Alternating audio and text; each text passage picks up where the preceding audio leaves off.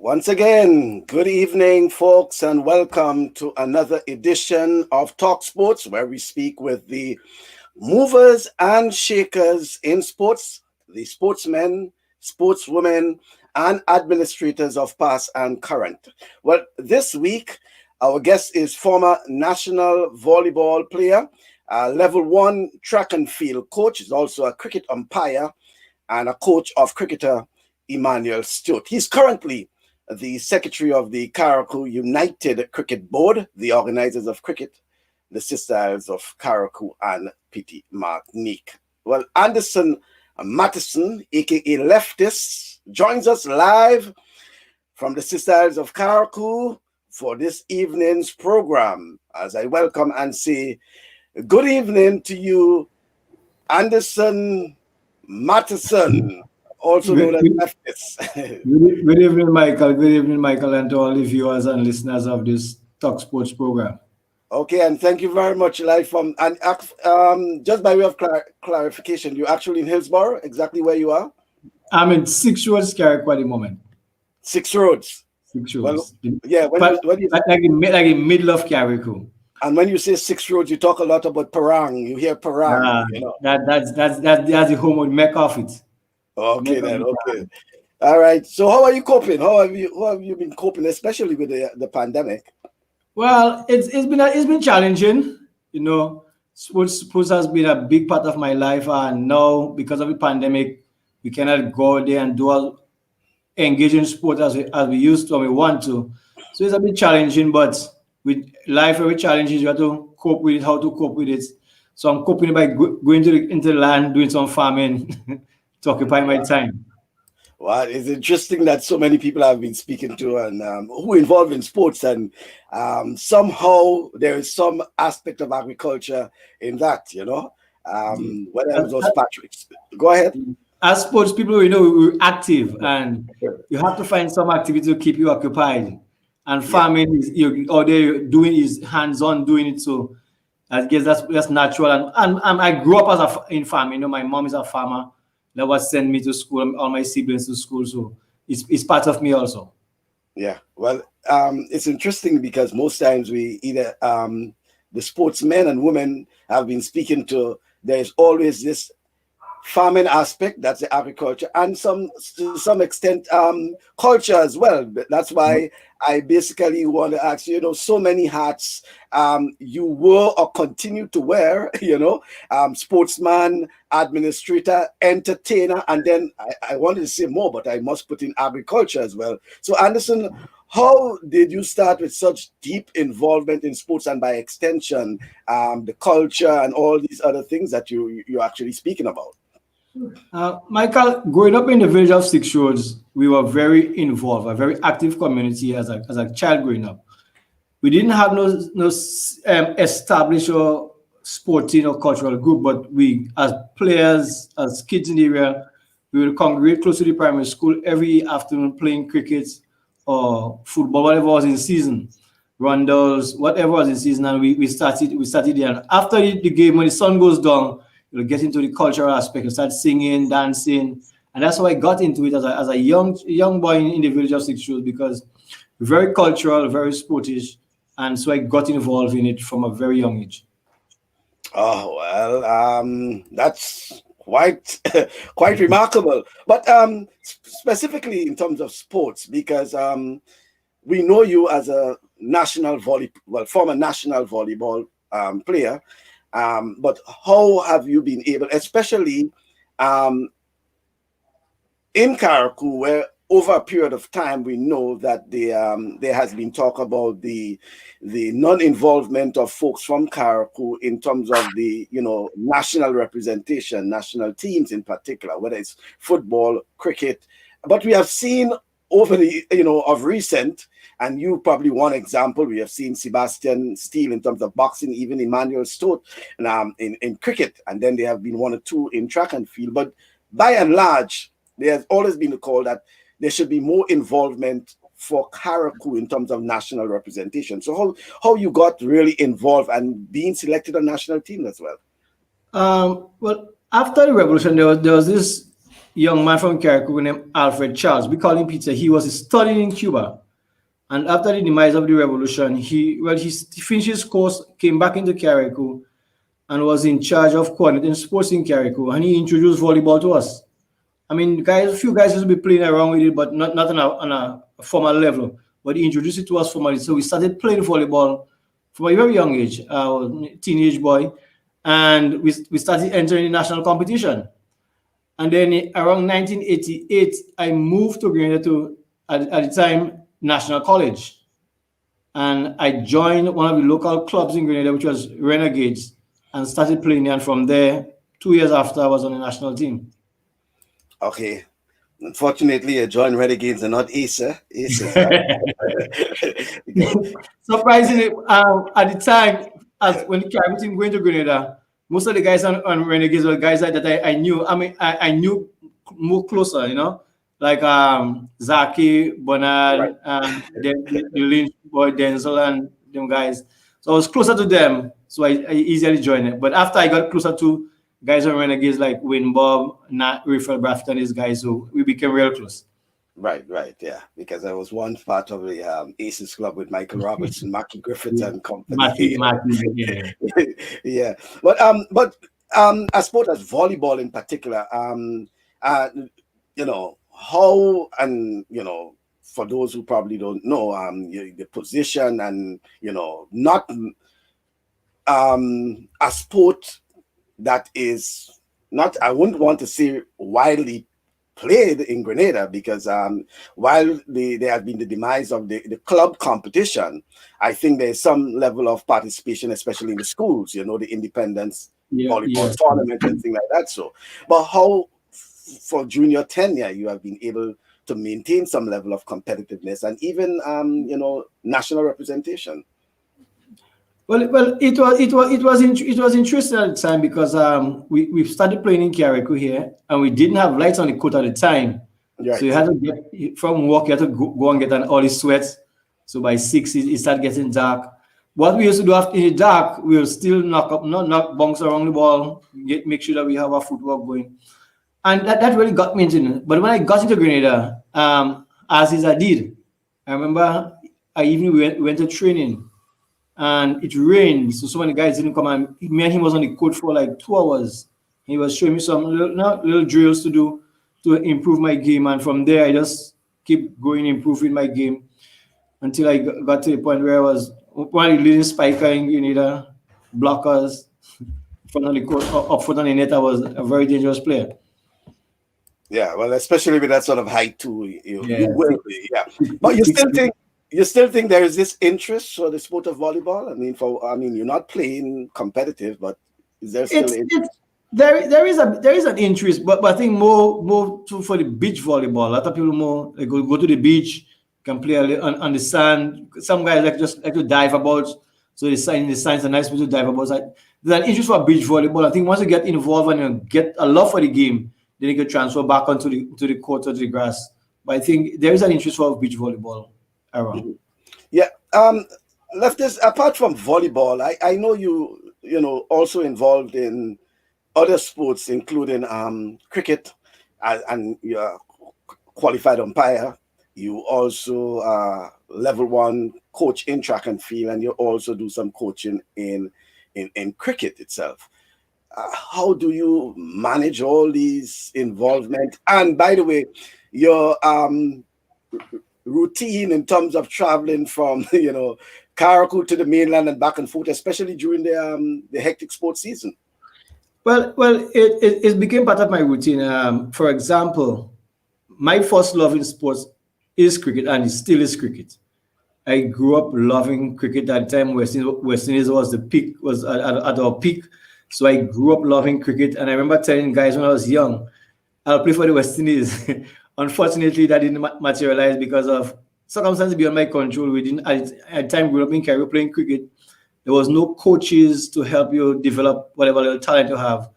So by the time we started learning the game, I was past the age for really seeking national selection. So I ventured into helping building my team, my village team, 6 Brunswick. And from there, I got injured. Unfortunately, I got injured in 2004, October 24th, 2004, actually, I got a knee injury, and that ended my playing career in all sports, basically. Oh, And well. I got injured playing basketball. Oh, so you also have a basketball as well. Okay. Yes, I did play some basketball. Yeah, but let's talk about on the Sister Isle itself too, in terms of sports, because you you also as a level 1 track and field coach, you would have either coached or seen some of the talents from Carriacou and Petit Martinique over the years, especially when we have the inter-secondary schools track and field championship. Do you think, and by the way, with all kudos to those folks in Carriacou, especially in the field events, because I know over the years Carriacou has been able to hold its own in terms of the field events, both male and female, the javelin, the throws, and things like that. So what sort of talents we have seen that probably would have missed over the years, and probably potential for the next few years? But we have, like you say, we are very talented in the throws. I think it's natural growing up as boys playing cricket and stoning mangoes. That natural throwing action is natural, come natural to us. So guys grow up throwing all the time. So we have that ability in us. And there was some talented spirit in the field. But I think some of the guys, the discipline to train is one of our problems with a lot of our young sports persons, that discipline to train consistently in and out of season. I think with that aspect, the lack of that discipline, some of these athletes didn't really go as far as they could have go or can go. Okay, but anything to do? I know the whole aspect of facilities have been something plagued for the folks in Carriacou. We talk a lot about the mini stadium, but in terms of having something proper for the folks, and especially the sort of talents we have seen coming out from the Sister Isles. Well, Michael, the lack of facilities probably helped in the what I must say, in some of the athletes not going forward. But if you're determined to make it, you'll work with what you have until you get better. Because what I've seen, I always use Emmanuel Stewart as an example. When Emmanuel Stewart got onto the West Indies under-19 team, we didn't have no facility. I'm no cricket coach, but we work with what we have. We pass on the knowledge that we was given to help him with, and he got onto the highest level at the under-19 level. So if you determine, you'll make use of the facilities. Always not the best, but you can make use of what is there and train yourself, train your mind, train your body, and get ready. Because I always say as an athlete, and one of our problems in our sports persons is we're not fit. And fitness is your personal thing. You got to want to be fit. So when I come to work with you, I'm working on technique and skill. I cannot come as a coach now. I'm trying to get you fit. By the time you're fit, the season already gone. So your fitness has to be yours right through the year. You work on your fitness.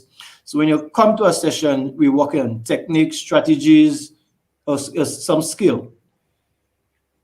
Yeah, but that calls for some level of discipline. Definitely.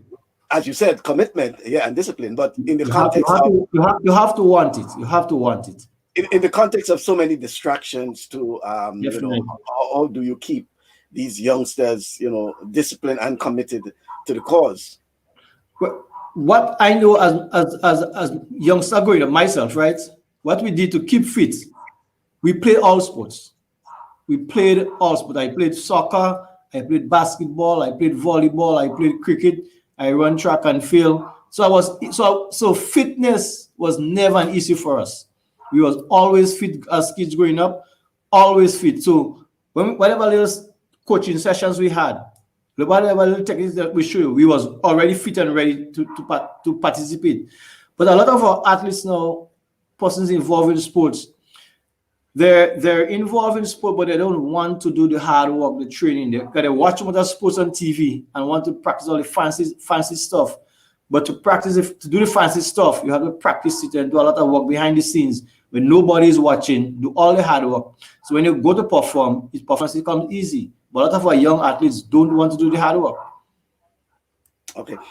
And do you think that due to a lack of, as we just highlighted some aspect of it, facility is one. And sometimes without, as you say, even though you don't have the facilities, if you have the commitment, you have the discipline, you still strive and you still make it. The case in point is a folk like Emmanuel Stewart, for example, who rose to the level of captain of a West Indies youth team, and things like that. So, but do you think more can be done for the young sportsmen and sportswomen of Carriacou? Most definitely. Most definitely. And by extension, and I want you to, you said yes, so I want you to extend on that. But in addition to that, by way of even scholarships, I was reading something just a few days ago where, there was some call for more of these sort of opportunities for folks from Carriacou in terms of, attaining, scholarships and things like that. So I want you to comment. Michael, I think we have to start first of all with a lot of the parents. A lot of our parents fail to realize that sports is an opportunity to help educate your kids or to give them a career. Sports is big business, is business now, it's money, it's big monies. So you can't just say, well, oh, my child has to be academic. You can be both. And we know a lot of the kids now are not very academic. Some are very academic, but most of the times you find kids who are involved in sports don't tend to go towards the academics so hard. But as parents, we have to be able to manage them and let them understand, listen, you can get a scholarship to go and study playing sports for whatever career you want. So we have to get that mindset into our kids, a lot of the parents, that here, opportunities are available for our kids to follow their education through sports. So we got to balance the time between the sports and the academic to ensure that they have the qualifications necessary to get to the next level. But also need to have the skill, the talent in whatever field to be able to go forward. And once we start doing that, and then now we have when the administrators, the sporting administrative body or the government administration to help to give kids opportunities and let them know that, hey, if I'm doing well in sports, I'm doing well in my schoolwork, here's an opportunity for me to go abroad and study, educate myself, expand my horizon, and who knows, I become a professional athlete in whatever field I endeavor in. And that's what we need to be focusing to help our young people and let us see that opportunities are there. I mean, I'm happy that recently we had one young man gone off to Jamaica, an athletic scholarship, and I've seen recently a young lady is leaving soon to go on a scholarship. And these are the things I want our young people to see, that there are opportunities there, not because of the academic alone, but because of the sports also. And let parents realize, hey, this thing go hand in hand. Kirani Jim is a perfect example. He did all his schoolwork, trained hard, Olympic and world champion. Mm-hmm. You think that Carriacou and Pidimatics should be much more involved in the sporting landscape, especially on the mainland, in terms of the national federations, football, cricket, netball, just name it. That, but yes, most definitely. Mm-hmm. If you look at probably all the sporting discipline, Carriacou has shown that we have talent with limited facilities, limited resources. We are producing national players at all levels. We have national boxers, national cricketers, national volleyballers, national netballers, and we athletes. We have persons going to Carriacou and performing well. And we have the idea that because we're from Carriacou, and we're at a disadvantage in that a lot of the time the senior coaches are based in mainland Grenada. They will come to Carriacou for a weekend, a week, and they'll work with some of the persons in the schools here, the PE teachers in the schools, or a few of the coaches around to help bring them up to speed. But to impact directly with the athletes, it's limited. The exchange with the senior coaches at the different levels in Grenada with the athletes up here is limited, but they do come. I know athletics come, cricket have some, football have some every now and then, netball probably, but the direct contact with the senior coaches is not there, and that helps, and is not helping in the development of our athletes as fast enough. Mm-hmm. And I think the Grenada Football Association has made the bold step. And I think it was part of the constitution, or in the revised constitution, they included a spot for Carriacou on the board, right? If I'm not Yeah, mistaken. yes, that is there. That is there. Okay, right. I And think go ahead. I think Mr. Luther Ren is now the Carriacou rep on the GFA. Right, and which is a step in the right direction. What's about cricket? As secretary of the Carriacou United Cricket Board, and I know year after year, it's not spoken a lot about, especially on the mainland, but there appears to be a lot of cricket played in Carriacou, including even a Masters tournament. Most definitely. Well, Michael, cricket is the most probably organized sport in Carriacou at the moment.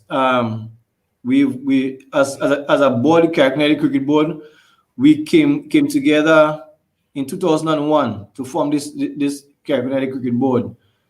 And at first the objective was to get our youngsters, school stars, into Barbados or Garfield Supers tournaments. And from there, we started realizing, okay, we can do local cricket and help develop our cricketers here, because that first trip to Barbados, we saw that the boys out there were not and much better than us. our boys have the ability. We just don't have the expertise to help them to get to the next level. So we decided to invest heavily into the cricket. We started bringing in coaches from Barbados and Grenada to work with our boys. We started investing in equipment, started investing in towing teams coming in from England and Grenada, St. Vincent, Barbados, coming in to play with our boys. And I can remember, I think, if I'm not mistaken, Kima Roach. I first saw Kima Roach play cricket in Carriacou here. He came down with Comamere Foundation School in Barbados and played in Carriacou here. And we had youngsters at the time, the big men, Kenrick Masurin. He actually went to India with a West Indies schoolboys team from that South Africa Supers tournament. Kimmer was part of that team. He went to India with that team. So we had the talent, but just the opportunities. And at the time, it was hard to get onto the national, onto the Grenada team. As a Carriacou, the talent was there. Our boys were performing, but they just couldn't get onto no team, not the under 15, not under 19, not the senior team. We just couldn't get onto the team for whatever reason. Until probably in the last 10 years or so, it has changed, and I can see that Carriacou, in terms of getting onto senior to national representative teams in cricket, it has become a lot easier for Carriacou. And generally, and I'm just playing devil's advocate, is that one of the reasons why Carriacou has gotten so involved in sporting competitions in the Grenadines? I know in terms of track and field and other things that there is something about the sports and the Grenadines and Carriacou's involvement as part of it. Well, Michael, it's twofold. Mm-hmm. When you have teams in Carriacou playing against themselves, after a while, there's a kind of stagnation. You can't really go and play against the same players. You know what they bring to the table. So we decided that going to the Grenadine Islands, to Union Island, to Canawan, to Bakeway, to Mayo, you meet players who have never seen before, never know what else. It gives our guys to be able to think on their feet, to be able to work out guys, if you're a cricketer, to work out bowlers or work out batsmen on your feet, on the game, and to help to develop your game. So that was one of our reasons. And secondly, it's cheaper. It's cheaper to go across the Union, jump a boat, a group of guys, you pay $200 and a boat will drop in Union Island, and you'll play cricket for you and come back the night. In Grenada, it's a more costly experience. So that is one of the reasons that we think. And then from time immemorial, the Grenadines has always been like one nation. Always two different nations making up the Grenadines, but it's one nation still.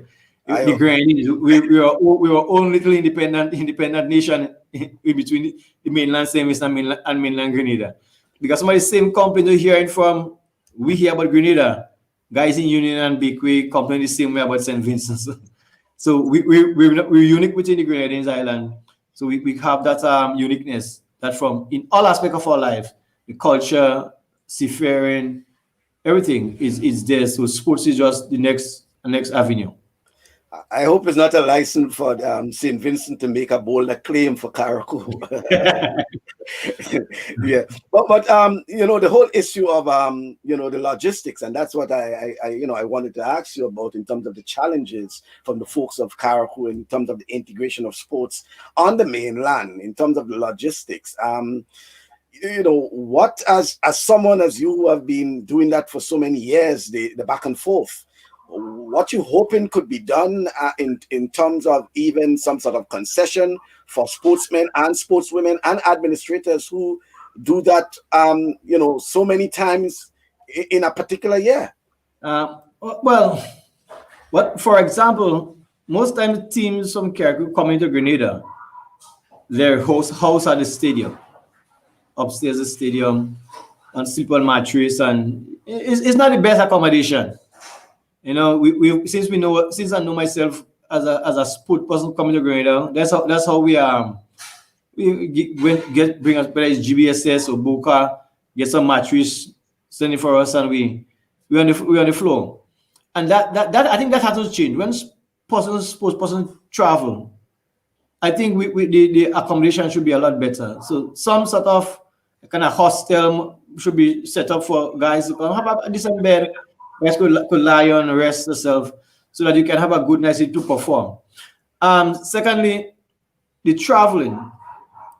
In the holidays, I know guys we used to come down with Osprey in the morning and come down in the morning and go straight to the cricket game.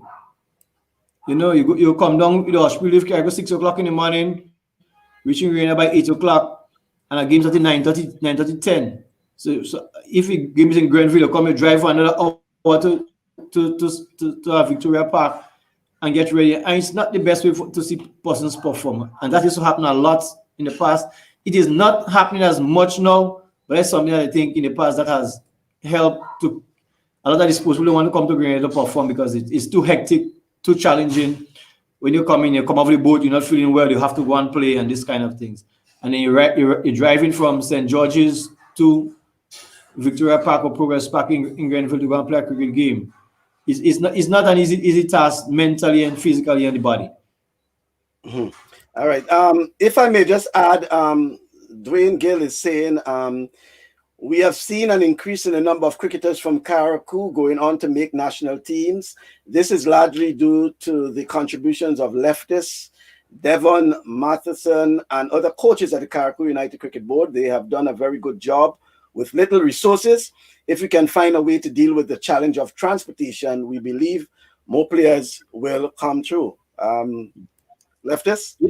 Yeah, and I must say kudos to Dwayne also, because since he became president and more involved in the GCA, we have seen a lot of more Carriacou cricketers emerging on the national team, because I know he taken a keen interest in seeing what talent we have up here and always inquiring what is happening with our cricket to make sure that we are on par, getting ready to the point where we can have persons on the national team right through the year.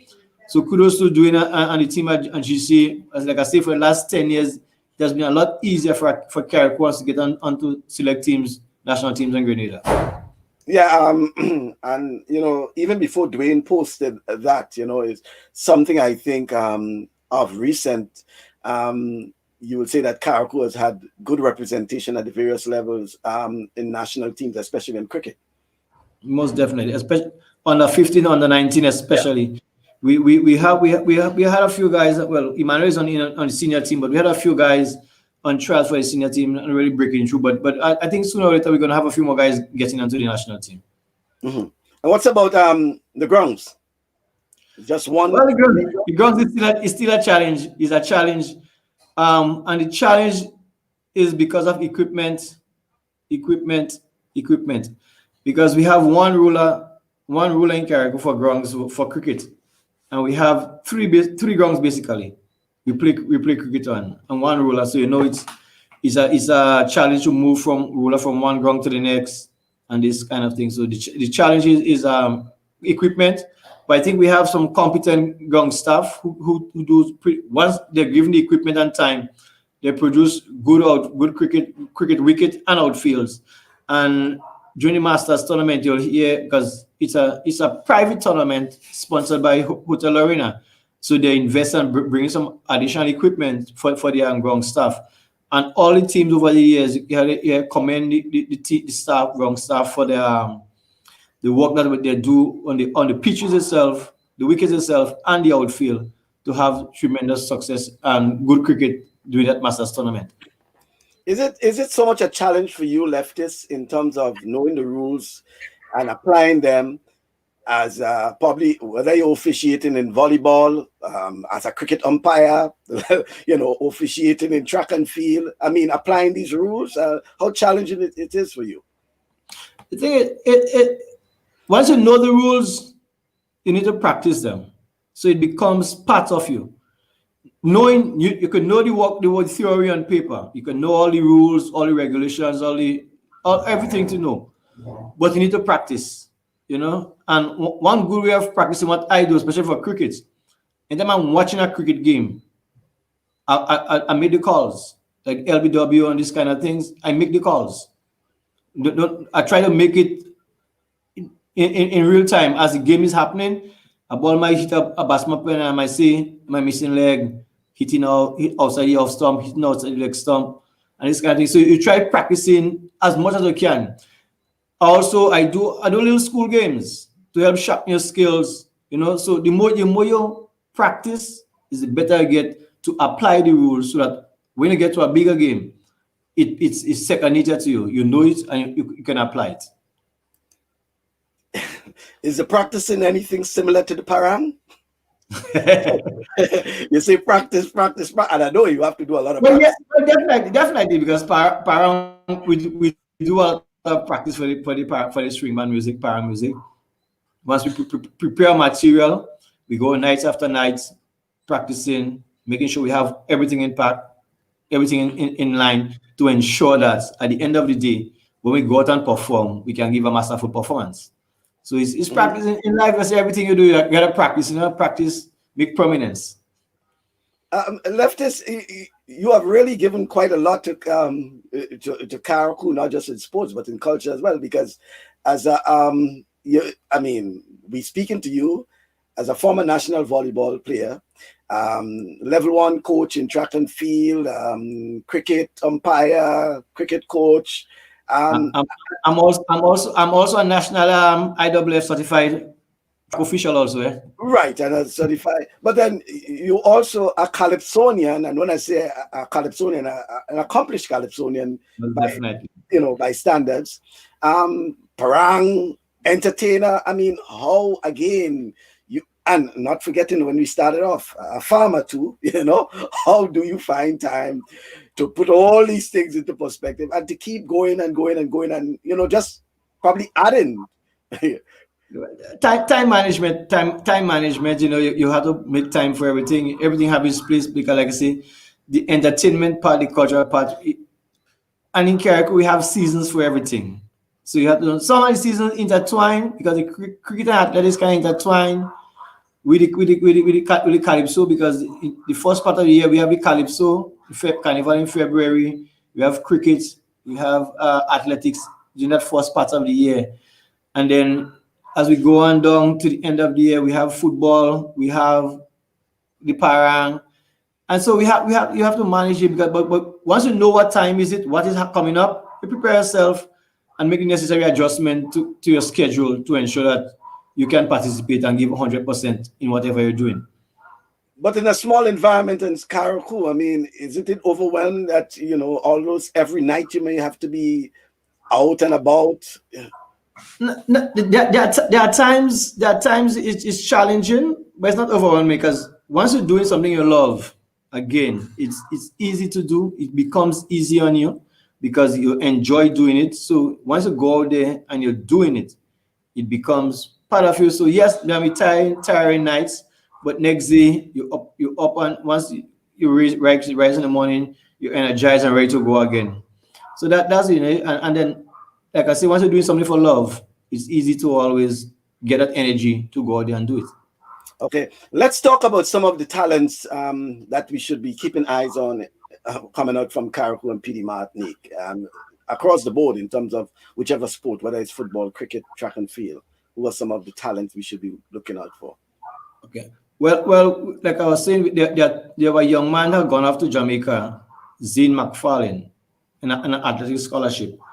And Zane is, actually, I want to tell you about a determined young man. He does sprints. He's a very determined young man. He started working with Shortbury, and now he's gotten a scholarship to go off to Jamaica. And then there's Asharia Eno. She should be going off shortly to Jamaica also. I think she do 400 and high jump. She was on the character team last year, I think. And that's athletics. There are some young athletes who I think that we can, if we nurture them and put them in the right direction, we can see them coming through on the national scene in due course once things settle back and we have the intercall and the national primary school games and so forth. In cricket, we have some youngsters. We have a youngster, I would say, Kelly Sanju. He's a little left arm batsman, and he was the former captain of the under 15 team, but he has now graduated to this under 19. He's a talented we got to look for. We also have Josh Edmond. He's out of under 19 now, but looking onto the senior, he's a wicketkeeper batsman. Josh Edmond, Nicobi John, Isaiah Simon, all these are past under 19 national players. Kazari Charles, all these guys are guys who have been at the under 15, under 19, under 17 level. And these are guys who on the cusp of going to the next level. So once they continue working, they can get there. At the senior level, we have guys like Ricky Alexander, Mikel Joseph. Mikel, you should remember Mikel from Carifta days, chewing jug with Anderson Peters. Yeah. Yes, he's still around. He's still pretty young, in early 20s. So he's still young, but he loves cricket, and he's one time we're looking to get onto the senior team pretty soon.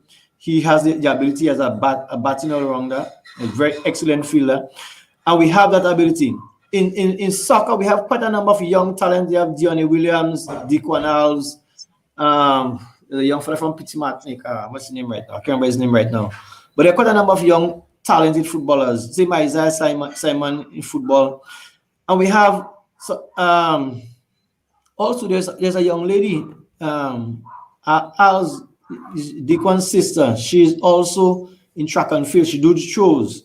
What's her name? I can't remember her name right now. But as Dequan's sister, but she's an excellent thrower, big, strong young lady, and the national coaches have spotted her ability, and he has been working with her to go on to the next level. So I think there's some ability there, and we have some young ladies at the under 21 netball level who has been on the national team playing. So like I say, it's a commitment to keep training to go to the next level. That is where I think a lot of times after our athletes reach at the under 19 level, that commitment after leaving school to continue training outside the school to get to the next level, that's where the hard work comes in, and that's where a lot of our athletes fall by the wayside. And not only in Carriacou, I think it happens in Grenada also. Oh, okay. And that's the name you were Ashare Eno or something? Yes. Yeah, a student of Hillsborough Secondary School, who female high jump and 400-meter athlete from Petit Martinique. Petit Martinique, yeah. Yes. And she has been awarded a 2-year athletic scholarship by Edwin Allen High School in Jamaica, and she'll be doing an associate's program over in Jamaica. Edwin Allen seems to be attracting a number of students, high school students from Grenada. I know of at least 2 others who would have attended Edwin Allen High School and then afforded full-time scholarships to the United States. Most definitely. Yeah. So that's that. Like we're saying, Michael, is just opportunities for young people. And when these opportunities comes about and they can use it, take advantage of it, I think in the next few years we can have some athletes at the international level. Okay. Let's get some comments out now. The business places should sponsor some of the sporting events in Carriacou. While you're on that, what is the level of support you folks have been having from the business community on this style? Well, they do support. I mean, especially athletics, doing athletic season, cricket, they do support.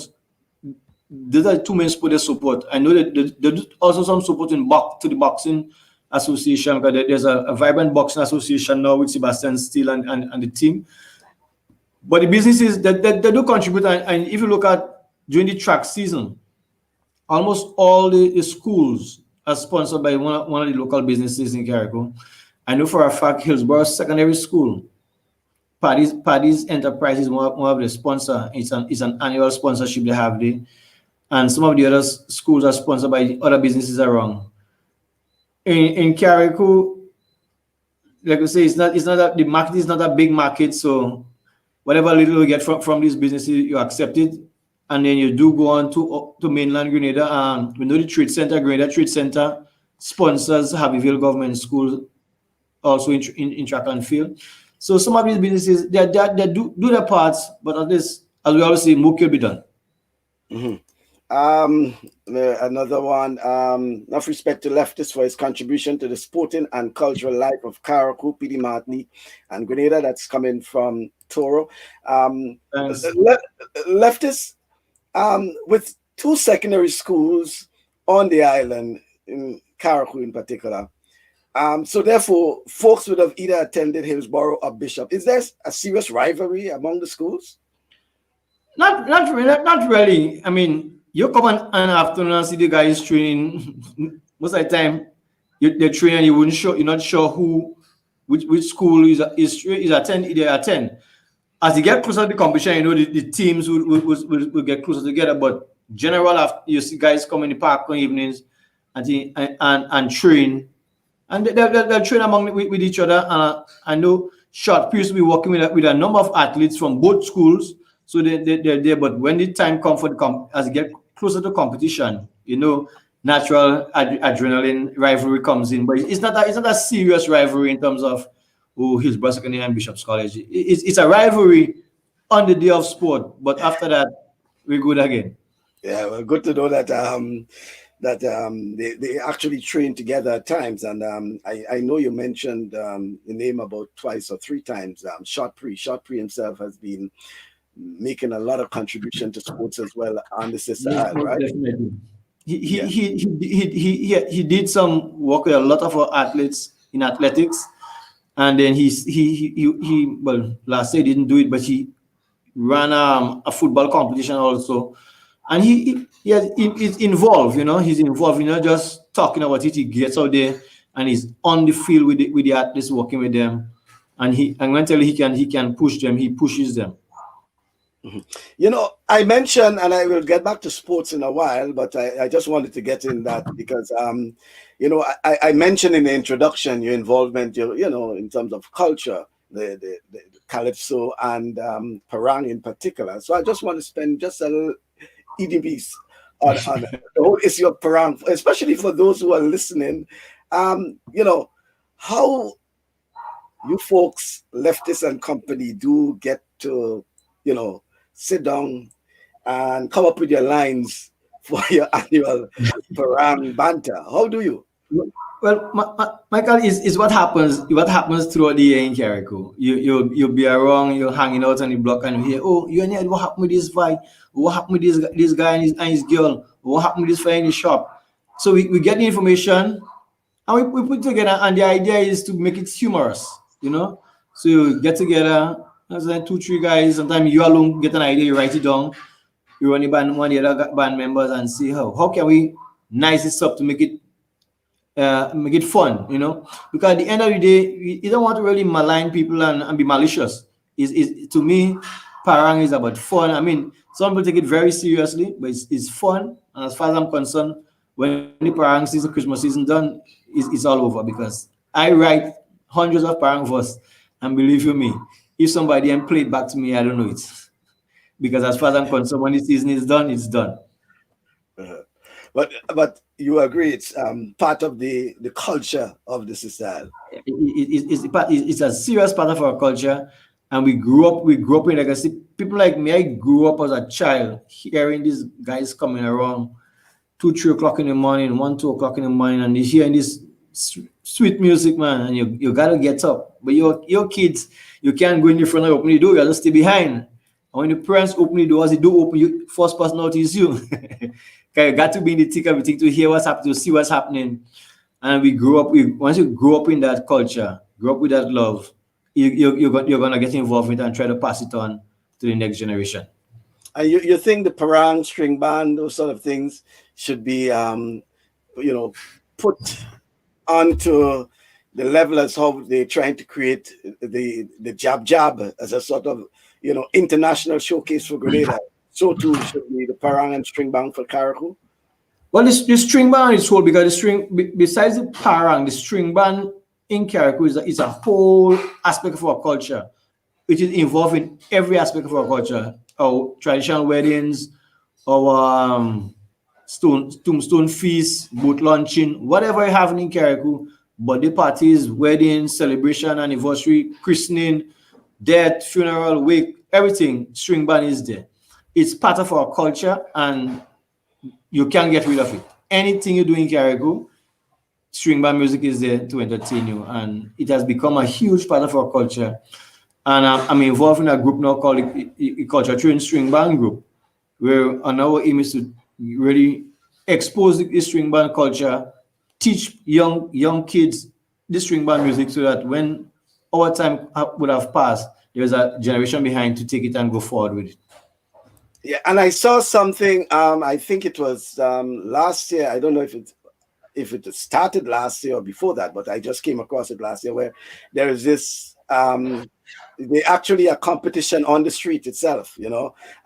Where you come from one village and you meet from another village, almost like in a junction. And there's this there's this banter, The thing is that has always been part of the Christmas Day serenading. All right, Yeah. On Christmas Day we serenade, and once you meet another band, you have what you call a clash. Right, the clash. Who's the better band? And 2018, we decided to try to revive it. From the same area, we decided to revive it. So it's the boys in Export Studio. They call themselves for the name they give themselves, the Stewart Boys. The Stewart Boys, and because every Boxing Day we go across by them. So they decided we're gonna meet and start it. So we started it in 2018. We did it last year, 2019, and this year we're preparing to do it again. And it's becoming a huge thing now. People want to see that clash, tune for tune. When they play a tune, we play a tune, and who could come with the bigger tune, and it's part of the whole atmosphere of the Christmas in Carriacou. That has become a big thing.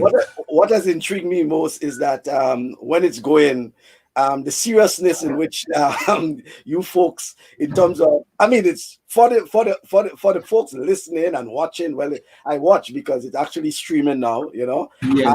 But for the folks looking at it, it's pure laughter. You have to enjoy it. But what is so intriguing about it is the seriousness on the faces of you guys. Yeah, because like I said, it's a friendly rivalry. Both groups. We're all from the same area. All right, we're all from the same area, so we know each other, we hang out with things, so we know each other. But the idea is we want to see at the end of the day who's the better band. She's the better band. So yeah, if this say at the end of the day the crowd say that Stewart Boys is the better band, Gova Boys, for the rest of the year, you're gonna get talk in the village. So you don't want to get talk, so you have to come good, and while you're entertaining, you got to come have the ideas, we entertaining, but we want to make sure that we have a standard that we can really entertain and bring across with the ideas that it's a fun rivalry. And at the end of the day, whoever they say wins. We're still gonna have a drink together, knock glasses, and continue serenading. They always say the folks in Carriacou is just one big family. Yeah, but getting back to the sports now, what you see come 2021 for sports in Carriacou with all the challenges and all the setbacks we have had, what do you see as some of the personally, what you think or what you would like to see happen for sports in Carriacou come 2021? Well, I think the ministry here, and especially divisional sports, have to really come out and really give us show us a kind of direction in terms of the protocol that is needed to get sports started. Because they had a few games, a few netball games, I think there's some basketball games, but the protocol is not really in place to know. Because, for example, the cricket board is planning for cricket for 2021, and we know with our sponsor, we have to have strict protocols in place and adhere to these protocols in terms of the social distancing, the sanitizing, but the thing is, the difficulty is that cricket in Carriacou has a big fan base, a big following, and we don't have the kind of sitting facilities to have to kind of spread out people that fast. So we have to see how we can do it to have the fans coming to the games spread out, the physical distancing issues. We started as a board. We have meetings, Zoom meetings. How we gonna do these things, and how we gonna socialize, how we gonna entrance in the gate with the sanitizer in and out, how we gonna do the bars, the lines, and this kind of thing. And the ground staff has started putting down marks on the bleachers for persons to be sitting, and all these things. To look at how we gonna set up with the teams are gonna set up, how we gonna set them up, the sitting arrangement for teams under tents and this kind of thing. So we have started looking at it, but I think as a ministry, they should take some lead in terms of getting this sporting discipline. Listen, this is what has to be done. Get permission from the police, get permission from health, get permission from the ministry, or whatever permission is needed to do what we have to do to ensure that 2021 you can have some level of sport. Because the fact of the matter is, without the sport being organized, it's become terrible for a lot of persons, and not just the sports persons, but the fans. A lot of fans, when the evening come, the weekend come, they want some place to go to relax and just watch a game. So it's really difficult that we are and interesting going forward.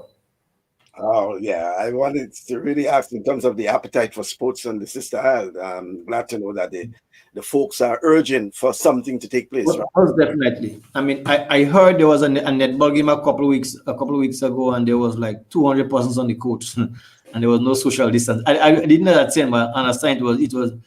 In terms of the crowd was there because people want some place to go, but there was no social distancing.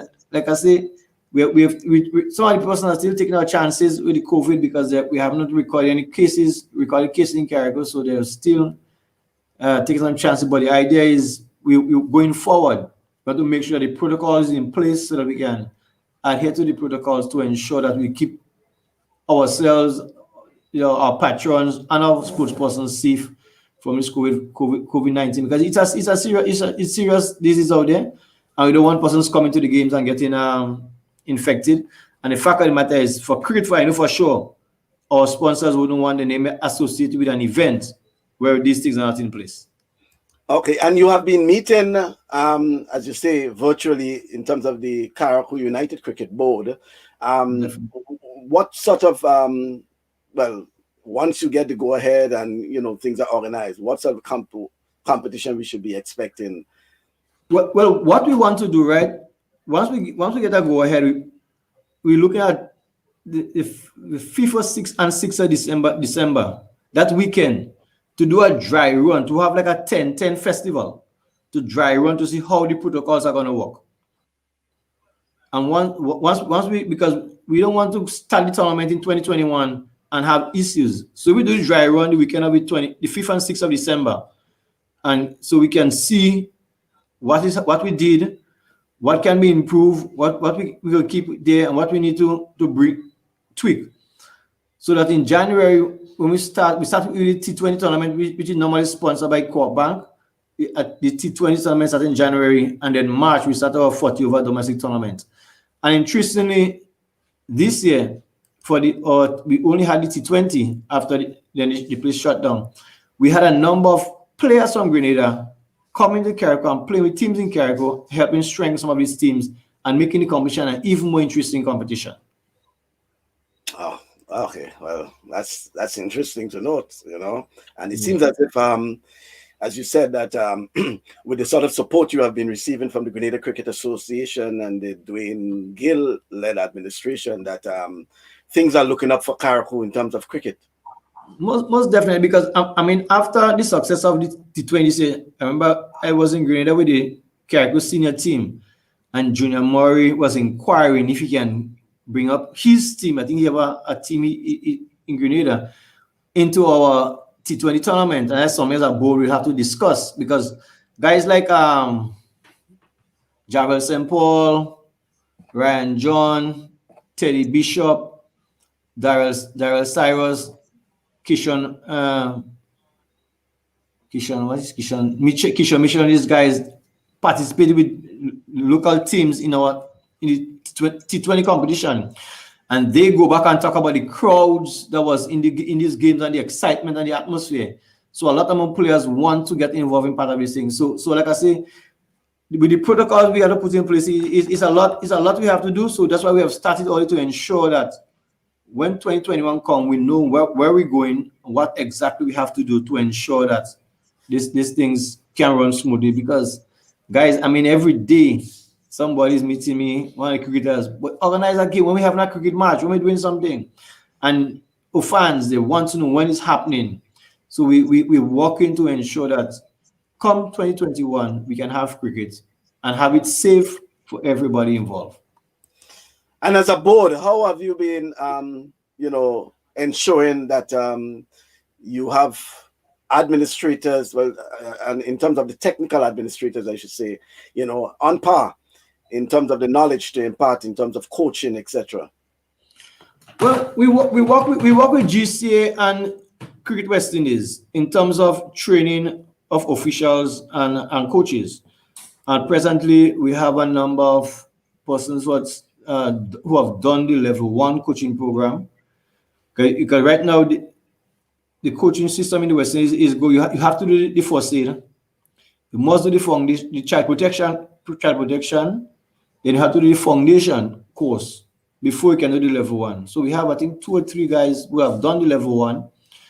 We have a number of guys who are preparing to do the foundation to go on to the level 1. And that's how you improve. We also have guys trained, myself and Mr. Michael Fraser, who is the head of the umpires in Carriacou. Some young guys working with training to ensure that we get guys qualified. I think recently we had one guy who had passed the theory, which is Imran George. And we have two or 3 other guys who should be doing the exam next year, next August, once it is available, to ensure we get more persons qualified as umpires. And those guys go and do it because they have the idea of the game, but they don't have the knowledge and have the certificate to say, yes, we have done the test and we are qualified to umpire these games. Okay, and will there be a Masters question coming out? Will there be a Masters T20 cricket next year? Well, T20 cricket tournament next year. Yeah, hopefully, like I say, once protocols are in place and the sponsor is willing to continue the sponsorship, there will be a tournament, because I mean it's something that is looked forward to by a lot of the cricketers, the senior cricketers from the USA, Trinidad, St. Vincent, and Grenada, and Carriacou. So I think once things settle down and protocols are put in place, we're going to have a Masters T20 in 2021. Okay, then. Well, look at that hour has fly by. Has been a pleasure talking with you. Nice to know that things are looking up for the folks in Carriacou. And I just want to, encourage you. I like your commitment. I like your dedication to not just sports, but to the culture, to the arts in Carriacou. Something I've been following for quite a while. To be honest with you, I've lost track and count because you're involved in so many things. I had to ask you exactly what you are in. I know you keep adding. I never knew about the agricultural aspect, the farming aspect, but it's something I have to get familiar with now and accustomed to. Because my mom is a farmer, and I grew up in farming, getting up all the mornings to go and study animals. I mean, you grow, when you grow up with that, as you grow older, you might kind of move away from it, but as you get older, you go back to it. You see, you always go back to your foundation, you know, and agriculture, that always go back to the foundation. You know, Okay. I grew up in it, so. Right. Well, it has been a pleasure chatting with you, and I hope everything how the weather has been treating the folks in Carriacou, especially the rain. Well, it's been mixing us. We got some rain last week, but this week we're getting some hot sun. We're getting some hot sun. But there's probably some rain on the horizon coming across. So hopefully we'll get some rain for the weekend. But it has been a hot week. Yeah. Very hot week. All the best, Leftist. I haven't been to Carriacou in a while. I know our visit is long overdue, you know, but hopefully I'll be in Carriacou. I have so many friends in Carriacou, you know, and surprisingly, there are a lot of folks who actually live in the mainland and I'm from Carriacou. When you really check their background, they're actually from Carriacou, you know. Yes. Yeah, and even some folks here in New York, I meet from that. We're spread all over the world. We're all over the world now. Yeah, that's great to know. Yeah. Not forgetting that Dr. Nicholas Braffett, Earl Braffett himself. Earl Braffett in Silicon Valley, California. Yes. And Carriacou itself has provided, or Carriacou and Pidgamatic, they have provided 2 former prime ministers, right? Most definitely. Yeah, the late Nicholas Braffett and Hubert Blaze, right? Yes. Yeah. Okay then. Well, thank you very much, Leftist. Thanks for having me, man. All the best. All the best. Thank you very much. Okay, go, folks. That was Anderson Leftist Matheson, as he says, former national volleyball player. He also is a level 1 track and field coach. He's also an IWF certified, track official. He's a cricket umpire. He's a cricket coach. He's a calypsonian. He's a string band parang, whatever it is. He's also a farmer. Very, very much involved. Well, thank you for viewing, and don't forget to join us on Saturday for Talk Sports from 1 o'clock in the afternoon with our guests, the former javelin throw champion, and he's also the assistant commissioner of police. We're talking about Trevor Modest. And then the following weekend, hopefully, we're keeping our fingers crossed, former West Indies wicketkeeper batsman Junior Murray will be on our program. So back-to-back Saturdays, Trevor Modest and then Junior Murray. Should be interesting, folks. So that's all for now. Until then, stay positive, test negative.